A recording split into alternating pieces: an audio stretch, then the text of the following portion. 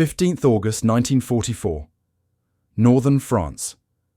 The morning mist clings to the hedgerows like wet cloth. Visibility is poor, maybe 400 meters on a good sight line. The British Sherman tank commander scans the tree line through his periscope, diesel fumes mixing with the smell of damp earth and cordite from earlier fighting. His crew has been at this for weeks now, grinding through the bocage country, every field a potential killing ground, every stone wall a possible ambush point. From intelligence failures to covert successes, British War Vault breaks down the hidden history behind global power struggles. Subscribe to stay informed. Then he sees it. Movement in the shadows. The distinctive angular profile of a German heavy tank emerging from a farm track. A Tiger. 80 tons of Krupp steel. Eyes the machine that has haunted Allied tankers since Tunisia. The rangefinder shows 300 meters. Close. Too close for comfort, but not close enough for the traditional calculus of armored combat to favor the lighter tank. The Tiger's commander has seen them too. Both tanks are maneuvering now, each trying to get the advantage. Engines roaring, tracks churning the French soil. Every instinct, every hour of training, every after-action report the Sherman commander has read tells him the same thing. The Tiger's 88mm gun can destroy his tank from 2 kilometers away. From this range, it can punch through his frontal armor, through the engine block, out the back, and keep going. The Sherman's 75mm gun, firing standard armor-piercing rounds, can barely dent the Tiger's frontal plate, and some crews have scored kills by hitting the side armor, the engine deck, the turret ring. Weak points, lucky shots, desperation tactics. The approved doctrine is to call for artillery, air support, or multiple tanks to swarm the Tiger from different angles. Trade 3 Shermans for 1 Tiger and call it a victory. But this crew has something different, something new. Shells with red bands around the nose, special ammunition, heat rounds, high explosive anti-tank. The loader has been briefed on them, told they work differently, told not to ask too many questions. The commander gives the order. The gunner traverses the turret. The loader slams the red-banded shell into the breech. The gun elevates slightly. The gunner centers the sight picture. The firing circuit completes. The shell leaves the barrel at 700 meters per second. Not particularly fast by anti-tank standards. The shaped charge doesn't need velocity. It carries its own destruction within. A carefully engineered package of explosive and metal that will, in the microseconds after impact, generate forces and temperatures found nowhere else on the battlefield. The flight time is less than a second. The Tiger's frontal armor is 100mm of face-hardened steel, sloped at angles designed to deflect incoming projectiles. Against conventional shells, it is a fortress. Against what is about to happen, it might as well be paper. The shell strikes. The firing circuit in the nose detonates the explosive charge. The charge is not packed randomly. It is shaped into a precise cone, lined with copper refined to exacting specifications. As the explosive detonates, the pressure wave collapses the copper liner inward at hypersonic velocity. The copper doesn't melt. Not yet. It deforms, compresses, accelerates. In less than 1,000th of a second, the collapsed cone forms a jet of copper particles moving at 7,000 meters per second. The temperature at the jet's tip exceeds 3,000 degrees Celsius, hotter than the surface of the sun. The jet is thin, only millimeters across, but at these velocities and temperatures, armor steel behaves not as a solid, but as a fluid. The jet carves through the Tiger's frontal plate like a needle through flesh. It penetrates cleanly, precisely, inevitably. Inside the Tiger, the crew has no warning. One moment they are tracking the Sherman, preparing to fire. The next, a lance of superheated copper and explosive gas punches through the fighting compartment. The jet strikes the ammunition storage. Propellant charges ignite. The Tiger's interior becomes an inferno. Secondary explosions blow the turret hatches open.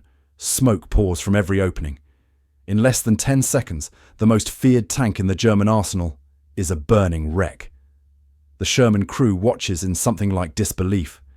They have just done something that should have been impossible. To understand what happened in those microseconds, you have to go back decades to the moment when physicists first glimpsed the potential of focused explosive energy. The story begins not in a weapons laboratory, but in a mining engineer's office in California. The year is 1888. Charles Edward Monroe, a chemist working with explosives, is conducting routine tests with gun cotton charges. He presses the charges against steel plates with letters of the alphabet embossed on the explosive surface. Standard demolition work, nothing unusual. When he detonates the charges, he expects to see blast damage, cratering, the usual effects of high explosive against metal. What he finds instead stops him cold. The letters are reproduced on the steel plate, not merely marked or scorched, cut into the metal, deep, precise indentations, as if the explosive had somehow focused its energy along the contours of the embossed letters. The effect is so pronounced, so unexpected, that Monroe spends months trying to understand it. He publishes his findings in technical journals. The phenomenon becomes known as the Monroe effect. Scientists take note. Papers are written, and experiments are conducted. But nobody can quite figure out how to weaponize it. The effect is interesting, certainly, but how do you turn it into something practical, something that can be manufactured, aimed, used in combat? The breakthrough comes in 1910. Egon Neumann, a German mining engineer and physicist, takes the Monroe effect to its logical conclusion. If embossed letters can focus explosive energy, what about a precisely shaped cavity? He experiments with conical depressions in explosive charges. The results are dramatic. The cone shape focuses the explosive force into a narrow jet that can penetrate steel far thicker than the charge itself. Neumann lines the cones with metal. Lead at first, then copper. When detonated, the metal liner collapses inward and forms a high-velocity jet capable of punching through armor plate, where he publishes his findings. The German military takes note but does nothing with it. The First World War is fought and won with conventional weapons. Shaped charges remain a laboratory curiosity. The British stumble onto the same principle independently in the 1930s, not for weapons, for demolition. Engineers need to cut through concrete obstacles, steel reinforcements, bridge supports. Someone remembers the Monroe effect. Experiments begin at Woolwich Arsenal, at military research facilities scattered across southern England. The results are promising. A small explosive charge, properly shaped, can cut through obstacles that would require vastly more conventional explosive to destroy. The military applications are obvious, but nobody is thinking about anti-tank warfare yet. Tank armor in the 1930s is thin enough that conventional guns can defeat it. There is no need for exotic physics. Then the war starts. The Spanish Civil War provides the first hint of what is coming. German and Soviet tanks clash. Armor gets thicker. Guns get bigger. The race between projectile and protection begins in earnest. By 1939, when Germany invades Poland, the writing is on the wall. Tanks are getting heavier, better protected. The British realize that conventional anti-tank guns will struggle to keep pace. A 3-pounder gun that can defeat 30 millimeters of armor today will be useless against the 50 millimeter plates already on drawing boards in Berlin and Moscow. The British need something different, something that doesn't rely on bigger guns and heavier shells. They need shaped charges. The research intensifies. A facility is established in Kent, a converted country house surrounded by woods and fields, far from prying eyes. Scientists are recruited from Cambridge, Oxford, Imperial College. Physicists, metallurgists, explosives experts. The best minds Britain can spare from radar work and code breaking. Their task is to turn shaped charge physics from a demolition tool into a weapon that can kill tanks. The challenge is immense. The physics of shaped charges is unforgiving.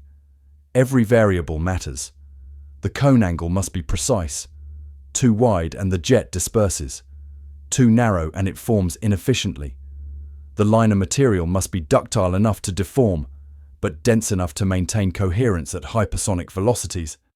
The explosive must detonate uniformly, creating a symmetrical pressure wave. Any variation, any imperfection, and the jet fails to form properly. They experiment with dozens of liner materials. lead, zinc, aluminium, iron, steel. Each produces a jet with different characteristics. Copper emerges as the best compromise. Pure copper, refined to eliminate impurities that might disrupt jet formation. The metallurgy is critical. The copper must be annealed to the right hardness, shaped to tolerances measured in fractions of a millimeter.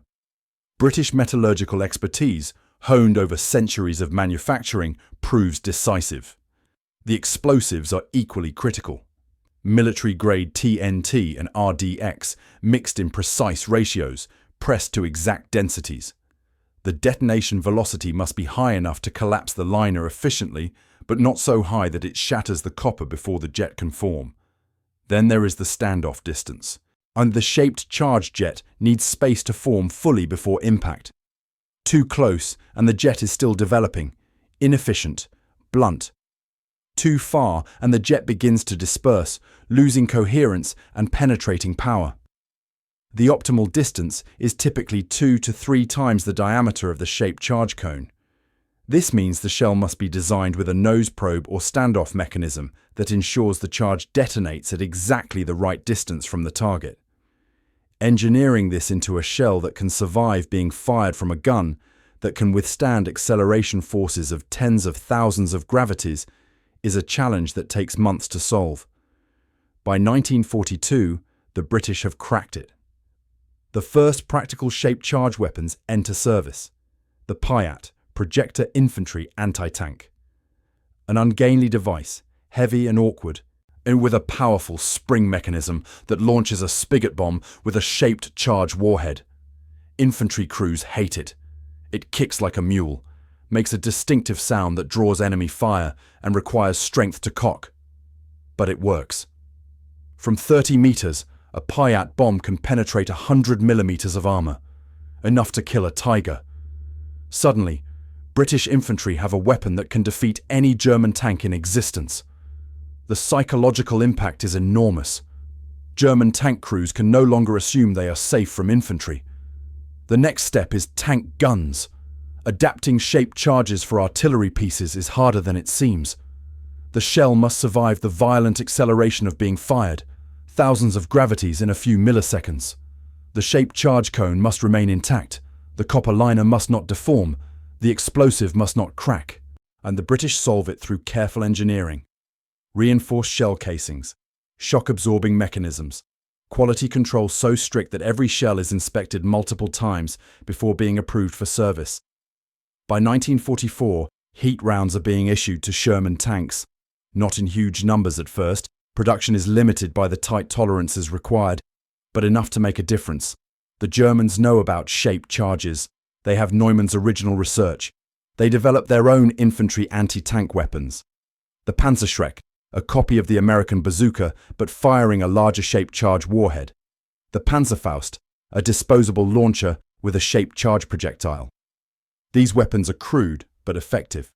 They account for a significant percentage of Allied tank losses in the final year of the war.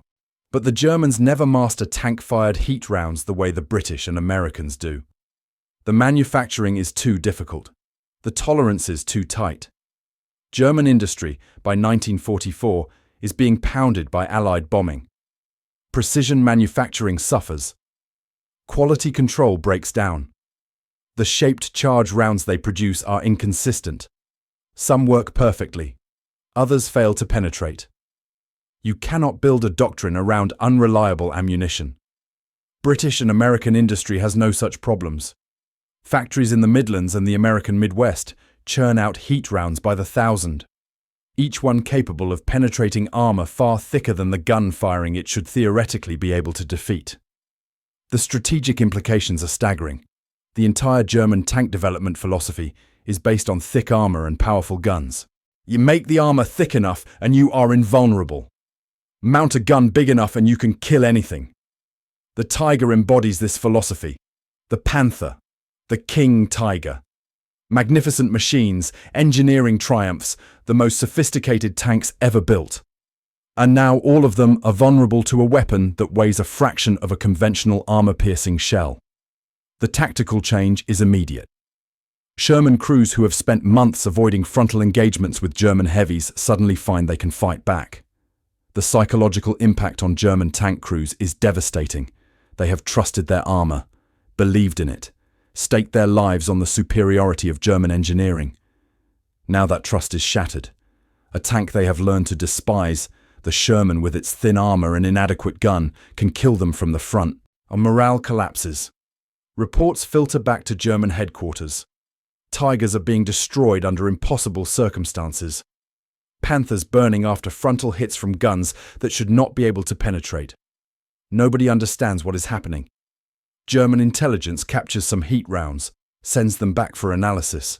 The scientists are horrified. This is physics they understand in theory, but have never successfully weaponized on this scale. By the time they realize what the Allies have achieved, it is too late. The British keep the details classified. Production numbers, manufacturing processes, explosive formulations, liner compositions, all of it secret. Some of it remains classified today, 80 years later. Because the principles have not changed. Modern anti-tank weapons are direct descendants of those 1944 heat rounds. More sophisticated, yes.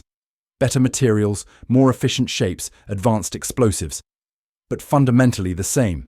A shaped charge, a metal liner. The laws of physics weaponized and pointed at armor plate. The modern RPG-7, the weapon that has destroyed more tanks than any other in history, is a shaped charge. The Javelin missile, the Tau, the Milan, the Cornet, all shaped charges, all relying on the same physics discovered in a Kent country house during the Second World War.